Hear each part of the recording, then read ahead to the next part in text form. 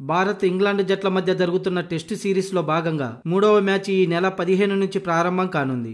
Rajkot stadium వేదికగా జరిగే ఈ మ్యాచ్ ఇరు జట్లకు చాలా కీలకం. ఎందుకంటే ఇప్పటికే సిరీస్ లో ఇరు జట్లు చెరొక మ్యాచ్ గెలిచి 1-1తో సమంగా ఉన్నాయి. అయితే మూడో టెస్టు ప్రారంభానికి ముందు ఇంగ్లాండ్ జట్టుకు భారీ షాక్ తగిలింది. తొలి టెస్టు మ్యాచ్ లో గాయపడ్డ జాక్ లీచ్ సిరీస్ మొత్తానికే దూరమయ్యాడు. ఇది ఇలా ఉంటే టీమిండియాలో తొలి 2 టెస్టులకు దూరమైన విరాట్ కోహ్లీ మిగతా 3 టెస్టు మ్యాచ్లు కూడా అందుబాటులో లేకుండా పోయాడు. ఈ విషయంలో టీమిండియా ఫ్యాన్స్ కొంత నిరాశ కలిగించిన గాయంతో రెండో టెస్టు నుంచి వైదొలిగిన కేఎల్ రాహుల్ జడేజా మూడో టెస్టు నుంచి అందుబాటులోకి వచ్చారు. దీంతో మూడో టెస్టు టీమిండియా ప్లేయింగ్ 11 ఎలా ఉండబోయే అవకాశం ఉందో తెలుసుకుందాం. ఓపెనర్లుగా మరోసారి రోహిత్ శర్మ, యశస్వి జైస్వాల్ కొనసాగే అవకాశం ఉంది. ఇక ఫస్ట్ డౌన్ లో శుభమన్ గిల్ బరిలోకి దిగడం ఖాయం. రెండో మ్యాచ్ లో సెకండ్ ఇన్నింగ్స్ లో సెంచరీతో కదం తొక్కిన శుభమన్ గిల్ ఫామ్ లోకి వచ్చాడనే చెప్పాలి. ఇక రెండో టెస్టులో అరంగేట్రం చేసిన రజత్ పటిదార్ టీమ్ మేనేజ్మెంట్ అతన్ని మూడో టెస్టు కూడా తీసుకునే అవకాశం ఉంది. ఇక గాయం నుంచి కోలుకున్న కేఎల్ రాహుల్ కీపర్ గా కాకుండా బ్యాటర్ గా 5వ స్థానంలో బరిలోకి దిగనున్నాడు. అలాగే కీపర్ గా కేఎస్ భరత్ కు మూడో టెస్టులోనూ ఛాన్స్ రానుంది. వరుసగా 2 మ్యాచ్లో విఫలమైన కేఎస్ భరత్ కి చివరి ఛాన్స్ గా మూడో టెస్టులో ఆడించే అవకాశం ఉంది. ఒకవేళ ఈ మ్యాచ్ లో విఫలమైతే